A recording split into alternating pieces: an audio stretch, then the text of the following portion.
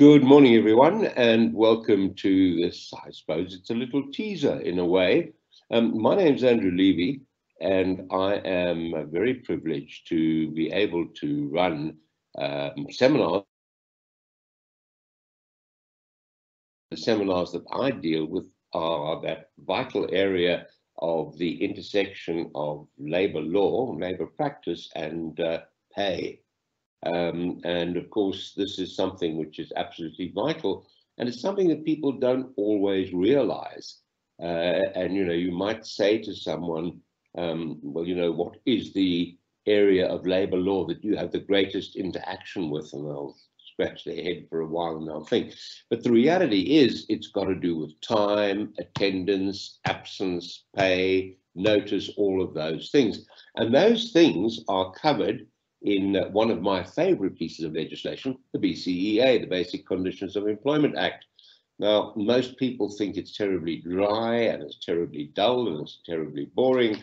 And what I like to do in my seminars is to introduce people to the magic and the attraction of the BCEA, because when you think about it,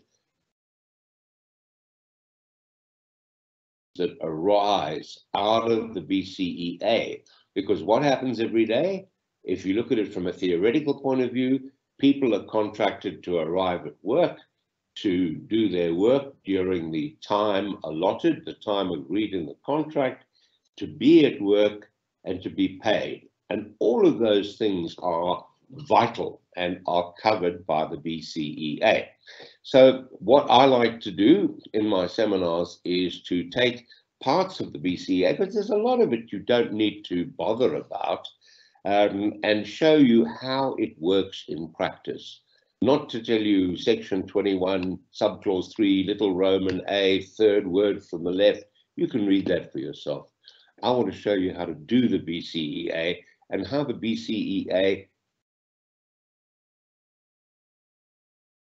in work. Now, the BCEA starts off with a section on definitions, as most pieces of legislation do. And the most important definitions there, as I'm sure you'll know, are wage and remuneration. And you know the difference between those. And you know, for example, that when you pay severance pay, or when you pay someone out for leave they've earned but not taken when they terminate, you pay it at the remuneration rate, which is the bigger number, as opposed to the wage, which is the amount of money in the hand of the employee. And wage is best understood as a rate. That's the basis upon which you calculate all the premium, etc., etc. So that's one of the important definitions. Another vital definition is the definition of ordinary. Often happens. Let me give you the example. Let's say you normally work a 40-hour week. As you know, generally speaking, 45 hours is the maximum. Your people work 40 hours a week, but this week they work 42 hours. So the question is, do we pay them 2 hours of overtime because they've exceeded their 40 hours? Or do we say, no, it's 2 hours straight time because you can work up to 45 without earning overtime? And the answer is found in the definition of ordinary hours of work. And the answer is simply you owe them 2 hours overtime. Why? Because the definition says ordinary hours of work are the hours of work that the employee usually works. And if those are shorter than 45, well, the minute they get a contract, they get overtime.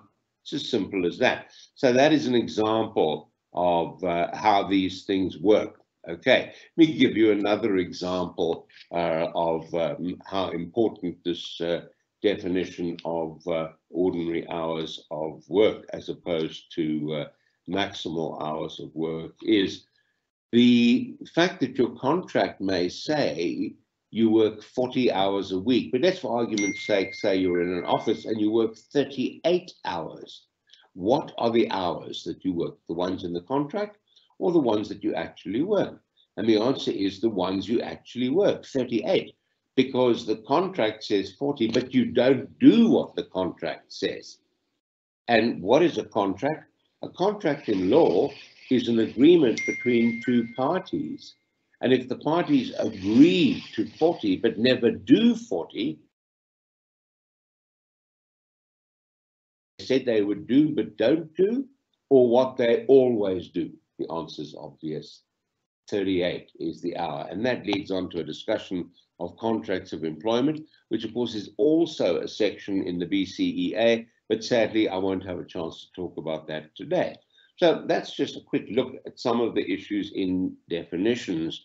The next section talks about time, and time of course leads on to the question of overtime. When do we pay it? How much do we pay? Can people take time off in lieu? If people arrive late, can we make them work? Let's say they're 10 minutes late. Can we make them work the first 10 minutes without being paid to make up for that? Who owns lunch times? Is it our time or is it the employee's time? And the answer is simply, if we require, even though he's not working, to make himself available when needed, then in point of fact, those are working hours and they must be paid. So if you say to someone, sit next to the machines, eat your sandwiches, but just watch the machine, and if something goes wrong, leap up and push the red button to stop it, they are working. What is the case with a truck driver who's out on the road, stops for a rest, goes into a restaurant to have some coffee?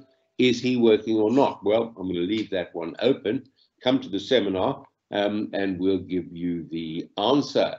There are many issues with overtime because that leads on to a consideration of public holidays and of course what happens if a public holiday falls when, for example, someone is on leave. Can you say, well, you're on annual leave for leave anyway? The answer is no. BCEA actually says a public holiday is a day on which someone does not work normally, but is entitled to be paid. Well, you're not working when you're on annual leave, but you are entitled to be paid, in which case you get the public holiday. So you get an extra day's leave and you are paid for the public holiday. The same thing happens if you're sick during your annual leave. So I'm going to leave that discussion until we are face-to-face or electron to electron and running our seminar. So that is an illustration of time, which of course leads on to Sunday work. And what happens if a public holiday falls on a Sunday? Your shop steward will tell you they work and they get paid for the public holiday. So they get paid 4 times. Well, that's not the case at all. So you can see all of this has a very, very strong practical application. And once we've dealt with time and overtime, we then deal with that absolute perennial problem of attendance and absence. And in absence, my favorite discussion is abusive sick leave and funny medical certificates. And I am going to teach you the secrets of how to nail anyone for absenteeism. It's a completely logical thing, but once you understand the insight as to how it works, then in point of fact, you will always be able to terminate the abuser of sick leave. And I will explain why.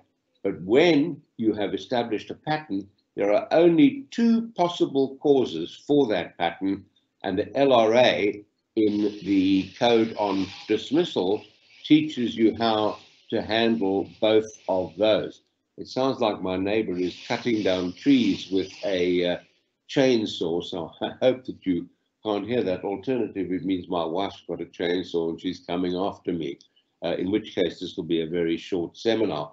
So we will show you how to deal with absence, and abuse of sick leave, and of course the issue of family responsibility leave, and issues arising out of maternity leave. Pardon me, my mouth gets dry when I talk. And there are many interesting issues relating. Someone is booked off sick prior to taking maternity leave, but it relates to the pregnancy itself. What do you do with people who take the maternity leave? Your company may make some payment for it and then don't come back. They give you notice, and so on and so forth. And it also raises the question of, should women on maternity leave accumulate annual leave while they are on maternity leave? There's an interesting answer to that, or in fact there are two answers to that, both of which are interesting. Once we've dealt with the whole issue of that, and by the way, there's a lengthy discussion on what is and what isn't a compliant medical certificate. I'll show you all of that. I'll also tell you how to deal with this thing that says medical condition